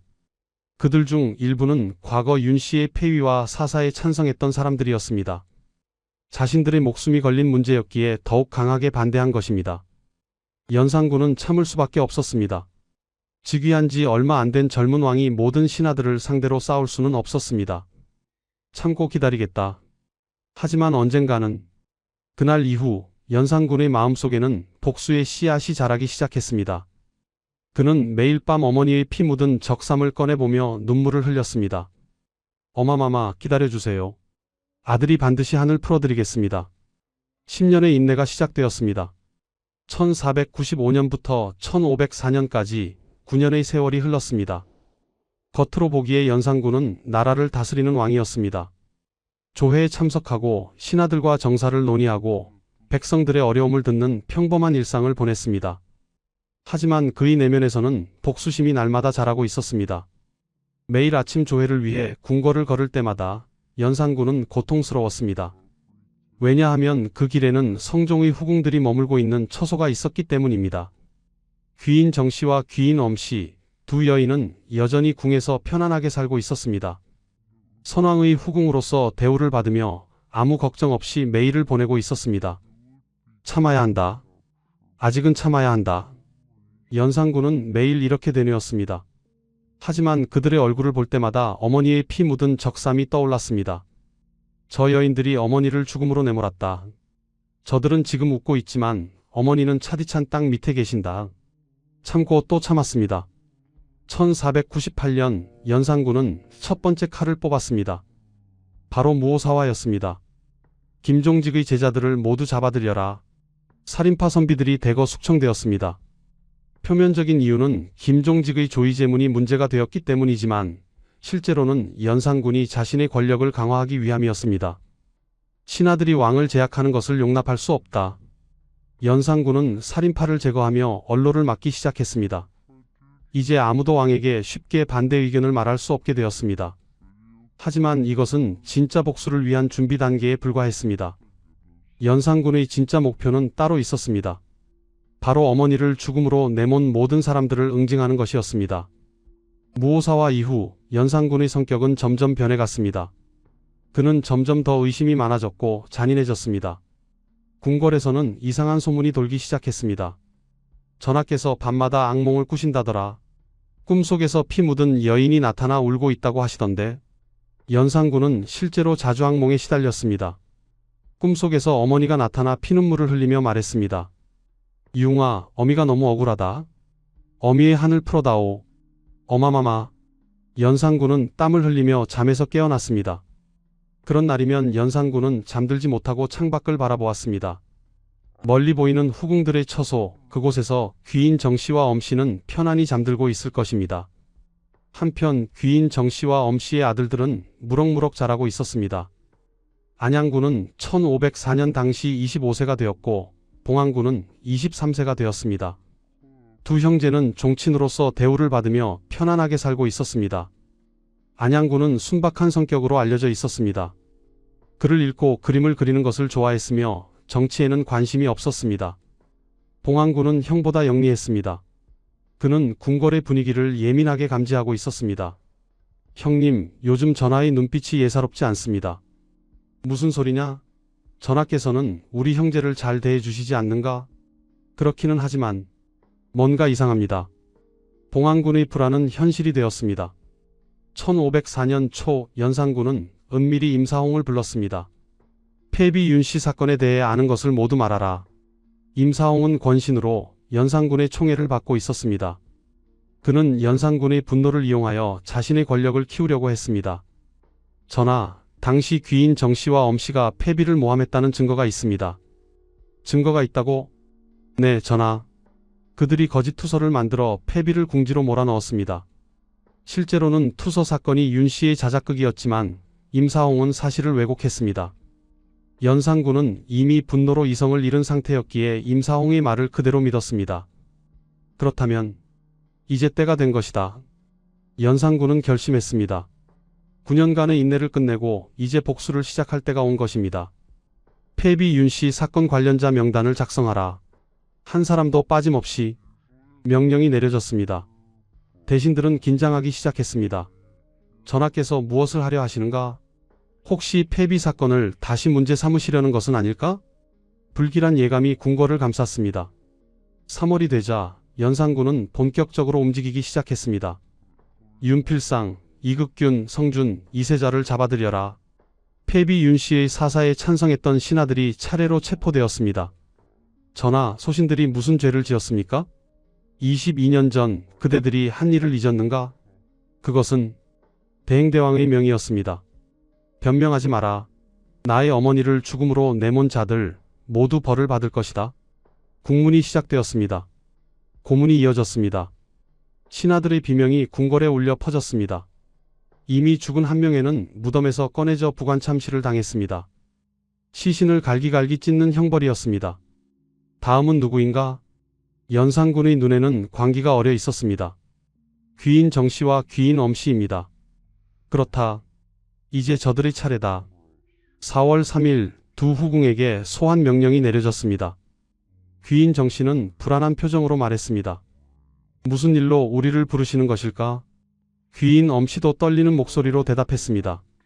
모르겠습니다. 하지만 좋은 일은 아닌 것 같습니다. 두 여인은 그제야 깨달았습니다. 22년 전의 일이 돌아올 것이라는 것을. 하지만 이미 늦었습니다. 4월 4일 밤 운명의 순간이 다가왔습니다. 1504년 4월 4일 음력 3월 20일 밤이었습니다. 창경궁 전체가 긴장으로 가득했습니다. 궁녀들과 내관들은 모두 숨을 죽인 채 왕의 명령을 기다렸습니다.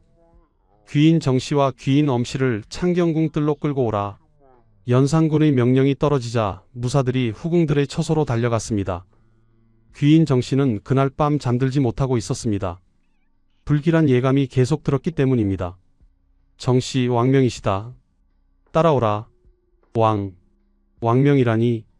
무슨 일로? 묻지 마라. 그냥 따라오기만 하면 된다. 귀인 정씨는 비단옷도 제대로 입지 못한 채 질질 끌려갔습니다. 옆 처소의 귀인 엄씨도 똑같이 끌려 나왔습니다. 이게 무슨 일입니까? 우리가 무슨 죄를 지었다고? 하지만 무사들은 대답하지 않았습니다. 두 여인은 자루에 쌓여 창경궁 뜰로 끌려갔습니다. 궁뜰에는 이미 횃불이 환하게 타오르고 있었습니다. 그 중앙에 연산군이 서 있었습니다. 28세의 왕은 차가운 눈빛으로 두 여인을 내려다보았습니다. 끌어내라. 자루가 풀리고 두 여인이 땅바닥에 내던져졌습니다. 전하. 귀인 정씨가 떨리는 목소리로 왕을 불렀습니다. 22년 전 그대들이 무슨 짓을 했는지 기억하는가? 22년 전이라면. 귀인 엄씨의 얼굴이 하얗게 변했습니다. 그제야 두 여인은 알아차렸습니다. 패비, 윤씨. 그렇다. 나의 어머니를 말하는 것이다. 연산군의 목소리는 얼음처럼 차가웠습니다. 그대들이 어머니를 모함하여 죽음으로 내몰았다. 그 죄를 어찌 갚겠는가? 전하, 저희는 아무것도 하지 않았습니다. 귀인 정씨가 필사적으로 변명했습니다. 그것은 모두 오해입니다. 저희는 단지. 입을 다물어라. 연산군의 고함에 궁궐 전체가 떨렸습니다. 그대들은 22년 동안 이 궁에서 편안히 살았다. 매일 맛있는 음식을 먹고 화려한 옷을 입고 아무 걱정 없이 살았지. 하지만 나의 어머니는 차디찬 땅 밑에서 한을 품고 계셨다. 연산군은 직접 고문 도구를 집어들었습니다. 전하, 제발. 목숨만은. 귀인 엄씨가 애원했지만 연산군의 귀에는 들리지 않았습니다. 줄이틀기가 시작되었습니다. 두 여인의 다리가 나무기구에 끼워지고 조금씩 조여졌습니다. 으악! 비명이 울려 퍼졌습니다. 뼈가 부러지는 소리가 들렸습니다. 어머니께서 얼마나 고통스러우셨겠는가. 그대들은 그 고통이 만분의 1도 느껴보지 못했다. 연산군은 계속해서 고문을 지시했습니다. 갈고리로 살을 찢고 쇠꼬챙이로 찔렀습니다. 창경궁 뜰은 지옥으로 변했습니다. 1시간이 지났습니다. 2시간이 지났습니다. 귀인 정씨와 엄씨는 이미 온몸이 피투성이가 되어 있었습니다. 하지만 연산군은 멈추지 않았습니다. 안양군과 봉안군을 불러오라. 명령이 떨어지자 내관들이 황급히 달려갔습니다. 잠시 후 흰옷을 입은 두 형제가 달려왔습니다. 안양군 25세, 봉안군 23세, 두 사람은 한밤중에 급히 불려 나와 무슨 일인지 알 수 없었습니다. 전하, 이 밤에 급히 부르시니 무슨 일이십니까? 안양군이 조심스럽게 물었습니다. 연산군은 대답 대신 옆에 놓인 자루를 가리켰습니다. 저 자루 안에 있는 것을 몽둥이로 때려라. 자루요? 그 안에는 무엇이? 묻지 마라. 그냥 때리기만 하면 된다. 내관들이 두 형제에게 몽둥이를 건넸습니다. 안양군과 봉안군은 서로를 바라보았습니다. 두 사람 모두 불안한 표정이었습니다. 때려라. 지금 당장. 연산군의 다그침에 안양군이 먼저 몽둥이를 들어 올렸습니다. 어둠 속에서 자루만 보일 뿐 그 안에 무엇이 있는지 알 수 없었습니다. 안양군은 몽둥이를 내리쳤습니다. 한 번, 두 번, 세 번. 자루 안에서 희미한 신음소리가 들렸습니다. 계속 때려라. 연산군의 명령에 안양군은 계속 몽둥이를 휘둘렀습니다. 그는 정말로 그 안에 무엇이 있는지 몰랐습니다. 그저 왕의 명령을 따를 뿐이었습니다. 이제 봉안군 차례다. 봉안군이 떨리는 손으로 몽둥이를 받아들었습니다. 그가 자루에 다가서는 순간 자루가 조금 찢어졌습니다. 횃불 빛이 자루 안을 비췄습니다. 봉황군은 그 안에서 손 하나를 보았습니다. 그 손에는 특이한 흉터가 있었습니다. 어릴 적 어머니가 뜨거운 약탕기에 손을 대어 생긴 흉터. 이건 봉황군의 손에서 몽둥이가 떨어졌습니다. 그의 얼굴이 창백하게 변했습니다. 어마마마, 어마마마. 봉황군은 그 자리에 주저앉아 통곡했습니다. 형님, 그것은 저희 어마마마십니다. 안양군도 그제야 깨달았습니다. 자신이 지난 몇 분간 때린 것이 바로 자신의 친어머니였다는 것을. 으아악. 안양군의 절규가 밤하늘을 찢었습니다. 그는 자루를 찢으며 어머니를 꺼내려 했지만 이미 귀인 정씨는 숨이 끊어진 후였습니다. 어마마마, 소자가 어마마마를. 안양군은 어머니의 시신을 껴안고 울부짖었습니다. 연산군은 차가운 표정으로 그 모습을 바라보았습니다. 이것이 복수다. 나의 어머니를 죽음으로 내몬 자들, 그 자식들까지 모두 벌을 받아야 한다. 옆에 묶여있던 귀인 엄씨도 이미 숨이 끊어져 있었습니다. 내수사를 불러라. 내관이 급히 달려갔습니다. 잠시 후 내수사 관원들이 나타났습니다. 이 두 여인의 시신을 갈기갈기 찢어 젓갈을 담가라. 그리고 한양의 산과 들에 뿌려라. 누구도 장사 지내서는 안 된다. 전하, 그것은 명령이다. 내관들은 떨리는 손으로 명을 받들었습니다. 그날 밤 조선 역사상 가장 참혹한 처형이 이루어졌습니다. 1504년 4월 5일 새벽 창경궁은 여전히 피냄새로 가득했습니다. 안양군과 봉황군 두 형제는 어머니의 시신 옆에서 밤새 울었습니다. 하지만 연산군은 그들에게 장례조차 허락하지 않았습니다. 두 사람을 제천으로 유배 보내라. 전하, 저희 어마마마의 시신은 이미 처리되었다. 그대들은 당장 떠나라. 안양군과 봉황군은 끌려갔습니다. 친어머니를 자신의 손으로 죽인 죄책감과 슬픔으로 두 사람은 이미 정신이 나간 상태였습니다. 한편 갑자사화는 이제 본격적으로 시작되었습니다. 폐비 윤씨 사건 관련자를 모두 색출하라. 연산군의 명령에 따라 대대적인 숙청이 시작되었습니다. 좌승지 이세좌는 차명을 당했습니다. 그는 22년 전 폐비 윤씨에게 사약을 전달한 사람이었습니다. 그의 부인이 예언한 대로 그의 가족들도 모두 연좌되어 처형되었습니다. 윤필상, 이극균, 성준, 김갱필, 당대의 명신들이 차례로 처형되었습니다. 이미 죽은 사람들도 예외가 아니었습니다. 한명회, 정창손, 정여창 등은 무덤에서 시신이 파헤쳐져 부관참시를 당했습니다. 시신을 갈기갈기 찢어라. 목을 베어 저자거리에 효수하라. 연산군의 분노는 죽은 자들에게까지 미쳤습니다. 조정은 공포에 휩싸였습니다. 누가 다음 차례일지 아무도 알 수 없었습니다. 전하, 이제 그만하시옵소서. 이미 충분히. 한 대신이 용기를 내어 간언했지만 연산군은 그를 노려보았습니다. 충분하다고? 나의 어머니가 받은 고통에 비하면 이것은 아무것도 아니다. 간언한 대신도 그 자리에서 국문에 회부되었습니다. 갑자사화로 인해 화를 입은 사람은 총 239명이었습니다. 그중 사형을 당한 사람은 122명이었습니다. 여기에 가족들까지 포함하면 수백 명이 목숨을 잃거나 유배를 당했습니다. 연산군은 갑자년 흉사정제안이라는 죄인 명부를 만들었습니다.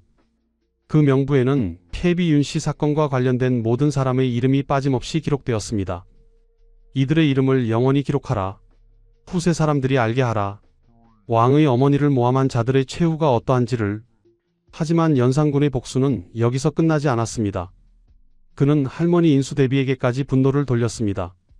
인수대비는 폐비 윤씨의 폐위를 주도한 인물 중 하나였습니다. 연산군은 인수대비의 침전으로 찾아가 칼을 들고 처용물을 추며 위협했습니다. 이미 병든 인수대비는 손자의 이런 행동에 큰 충격을 받았고 한 달 후 세상을 떠났습니다. 연산군은 할머니의 장례를 3년상 대신 25일로 축소했습니다. 이건 역시 복수의 일환이었습니다. 복수는 계속되었습니다. 연산군은 큰아버지 월산대군의 부인까지 범했습니다. 팍씨 부인은 남편이 일찍 죽은 후 과부로 살며 연산군의 아들을 돌보고 있었습니다. 연산군은 그녀에게 고마움을 핑계로 자주 선물을 보냈고 결국 겁탈했습니다. 팍씨 부인은 치욕을 견디지 못하고 스스로 목숨을 끊었습니다. 이 모든 만행의 끝에는 무엇이 있었을까요? 연산군은 복수를 완성했지만 그의 마음은 여전히 공허했습니다. 밤마다 어머니가 꿈에 나타났습니다. 이웅아, 이제 그만하렴. 이제 그만. 어마마마, 저는 어마마마의 한을 풀어드렸습니다. 아니다. 복수는 한을 풀어주는 것이 아니란다. 꿈에서 깨어난 연산군은 술잔을 들었습니다. 그는 매일 밤 술에 취해야만 잠들 수 있었습니다. 1505년 7월 15일 제천에 유배되어 있던 안양군과 봉안군에게 사약이 내려졌습니다. 안양군은 26세, 봉안군은 24세였습니다. 형님, 우리도 이제 어마마마를 따라가는군요. 그래. 이제 어마마마를 뵐 수 있겠구나. 두 형제는 서로를 껴안고 함께 사약을 마셨습니다. 어머니를 자신의 손으로 때려 죽인 죄책감에 두 사람은 1년 내내 고통받았습니다. 어쩌면 죽음이 그들에게는 해방이었을지도 모릅니다. 연산군의 폭정은 갈수록 심해졌습니다. 언로를 완전히 막았습니다. 신하들은 왕에게 아무 말도 할 수 없었습니다. 세금을 무리하게 거두어 놀이와 향락에 썼습니다. 전국에서 미녀들을 뽑아 궁으로 들였습니다. 심지어 신하들의 아내까지 빼앗았습니다. 조선은 혼란에 빠졌고 백성들은 고통받았습니다. 마침내 1506년 9월 2일 새벽이었습니다. 반정이다. 폭군을 몰아내자. 박원종, 성희안, 유순정 등이 군사를 이끌고 궁궐로 쳐들어왔습니다. 중종 반정이 일어난 것입니다. 연산군은 민가에 숨었지만 곧 붙잡혔습니다. 나는 왕이다. 감히 왕에게 손을 대는가? 하지만 아무도 그의 말을 듣지 않았습니다. 연산군은 폐위되어 강화도 교동도로 유배되었습니다. 그의 후궁들은 거리에서 투석 사형을 당했습니다. 어린 아들들도 모두 살해되었습니다. 교동도에 유배된 연산군은 2달을 버티지 못하고 11월에 사망했습니다. 31세, 너무나 젊은 나이였습니다. 그의 마지막 말은 이러했다고 합니다. 어마마마, 소자가 잘못했습니다. 복수는 완성되었지만 비극은 끝나지 않았습니다. 연산군이 죽고 중종이 왕위에 올랐습니다. 새로운 왕은 연산군이 한 모든 일을 원상복구시키려 했습니다. 폐비 윤씨에게 연산군이 추서한 재헌왕후라는 칭호는 다시 박탈되었습니다. 그녀는 다시 폐비 윤씨로 불렸습니다. 회릉이라 불렸던 무덤도 다시 회묘로 격화되었습니다. 하지만 중종은 무덤 자체를 파헤치지는 않았습니다. 연산군이 정성껏 조성한 무덤은 그대로 남겨졌습니다. 갑자사화로 억울하게 죽은 사람들은 복권되었습니다. 그들의 명예가 회복되었습니다. 안양군과 봉안군도 복권되어 다시 왕자의 지위를 얻었습니다. 그들의 후손들은 지금까지 이어져 내려오고 있습니다. 하지만 귀인 정씨와 귀인 엄씨는 달랐습니다. 그들의 시신은 정말로 젓갈로 만들어져 산과 들에 뿌려졌습니다. 아무도 그들의 유고를 수습하지 못했습니다. 두 여인은 말 그대로 이 세상에서 흔적도 없이 사라진 것입니다. 그런데 230년이 흐른 1734년 놀라운 일이 벌어졌습니다. 한양 근처 야산에서 한 농부가 이상한 뼈 조각을 발견한 것입니다. 이게 무엇일까? 뼈 조각 옆에는 작은 금비녀 하나가 묻혀 있었습니다. 비녀에는 정이라는 글자가 새겨져 있었습니다. 혹시 이것이? 소문은 빠르게 퍼졌습니다. 사람들은 그것이 귀인 정씨의 유골일 것이라고 추측했습니다. 하지만 확인할 방법이 없었습니다. 이미 230년이라는 세월이 흘렀고 관련된 사람들은 모두 세상을 떠난 후였습니다. 야사에는 또 다른 이야기가 전해집니다. 연산군이 두 후궁의 시신을 젓갈로 만들라고 명령했을 때 최씨 성을 가진 한 집안이 몰래 유골 일부를 수습했다는 것입니다. 이들도 누군가의 어머니였을 것이다. 아무리 왕의 명령이라 해도 시신을 이렇게 버려둘 수는 없다. 최씨 집안 사람들은 목숨을 걸고 밤중에 유골 일부를 모았다고 합니다. 그리고 몰래 한양 외곽에 묻어주었다고 합니다. 이것이 사실인지 아닌지는 알 수 없습니다. 하지만 사람들은 이 이야기를 믿고 싶어 했습니다. 아무리 죄를 지은 사람이라도 최소한의 예는 갖추어야 한다는 것이 조선 사람들의 마음이었으니까요. 연산군의 무덤은 어떻게 되었을까요? 그는 폐위된 왕이었기에 능이 아닌 묘로 불렸습니다. 강화도에 처음 묻혔다가 그의 부인 거창군 부인 신씨의 간청으로 경기도 양주로 옮겨졌습니다. 신씨 부인은 남편이 폐위된 후에도 그를 따랐습니다. 연산군이 죽은 후 그녀는 홀로 남아 남편의 신주를 모셨습니다. 부군께서 비록 많은 잘못을 하셨지만 저에게는 남편이십니다. 신씨 부인이 죽은 후 그녀는 연산군 옆에 묻혔습니다. 결국 그들은 함께 있게 된 것입니다. 조선 왕조실록은 연산군 시대의 기록을 연산군 일기라고 불렀습니다. 다른 왕들처럼 실록이라는 이름을 붙이지 않은 것입니다. 이것은 연산군을 정식 왕으로 인정하지 않는다는 의미였습니다. 선원계보조선 왕실족보에도 연산군은 묘호와 능호 없이 일개 왕자로만 기록되었습니다. 역사는 연산군을 폭군으로 기록했습니다. 하지만 과연 그것만으로 충분할까요? 연산군은 분명 많은 잘못을 저질렀습니다. 무고한 사람들을 죽였고 나라를 혼란에 빠뜨렸습니다. 그러나 그를 그렇게 만든 것은 무엇이었을까요? 6세의 어머니를 잃었습니다. 그것도 어머니가 죽었다는 사실조차 모른 채 자랐습니다. 19세의 왕이 된 후에야 진실을 알았습니다. 어머니가 억울하게 죽었다는 것을, 그것도 사약을 받고 죽었다는 것을 말입니다. 피로 물든 적삼을 보았을 때 그의 마음은 어땠을까요? 복수심이 그를 지배했습니다. 어머니의 한을 풀어드리겠다는 일념으로 그는 많은 사람을 죽였습니다. 하지만 복수가 끝난 후 그에게 남은 것은 무엇이었을까요? 공허함과 외로움뿐이었습니다. 역사는 우리에게 말합니다. 복수는 복수를 낳고 한은 한을 낳는다고 말입니다. 패비 윤씨의 한은 연산군의 복수로 이어졌고 연산군의 복수는 수백 명의 죽음으로 이어졌습니다. 그리고 결국 연산군 자신도 비참한 최후를 맞았습니다. 만약 용서가 있었다면 어땠을까요? 만약 연산군이 어머니의 한을 풀되 복수가 아닌 다른 방법을 선택했다면 어땠을까요? 역사에 만약은 없습니다. 하지만 우리는 상상해 볼 수 있습니다. 권력으로도 지울 수 없는 것이 있습니다. 그것은 어머니의 한이고 아들의 슬픔이고 인간의 고통입니다. 연산군은 왕의 권력으로 복수를 완성했지만 어머니의 한을 진정으로 풀어드리지는 못했습니다. 오히려 더 많은 한을 만들어냈을 뿐입니다. 귀인 정씨와 엄씨도 억울했을 것입니다. 그들이 정말로 패비 윤씨를 모함했는지는 역사에도 명확하지 않습니다. 하지만 그들은 가장 참혹한 방법으로 죽임을 당했습니다. 안양군과 봉안군은 더욱 비극적이었습니다. 그들은 아무 죄도 없었지만 어머니의 죄 때문에 함께 벌을 받았습니다. 그것도 자신의 손으로 어머니를 죽이고 1년 후 자신들도 죽임을 당했습니다. 갑자사화로 죽은 239명의 사람들, 그들의 가족들, 그들을 슬퍼한 수많은 사람들. 복수는 끝없는 비극의 연쇄 반응을 일으켰습니다. 조선 궁궐에서 벌어진 이 비극은 500년이 지난 지금도 우리에게 교훈을 줍니다. 한은 대를 이어 전해지고 복수는 또 다른 복수를 부르고 증오는 증오로 답할 수 없다는 것을 말입니다. 만약 그 시절에 용서와 화해가 있었다면, 만약 복수 대신 치유를 선택했다면 역사는 어떻게 달라졌을까요? 우리는 알 수 없습니다. 하지만 한 가지는 확실합니다. 복수로는 결코 진정한 평화를 얻을 수 없다는 것입니다. 지금까지 조선 궁궐, 젓갈이 된 두 후궁의 비극적 이야기였습니다. 이 이야기가 여러분의 마음에 작은 깨달음을 남기길 바랍니다. 구독과 좋아요는 저희에게 큰 힘이 됩니다. 다음에도 더 좋은 이야기로 찾아뵙겠습니다. 시청해주셔서 감사합니다.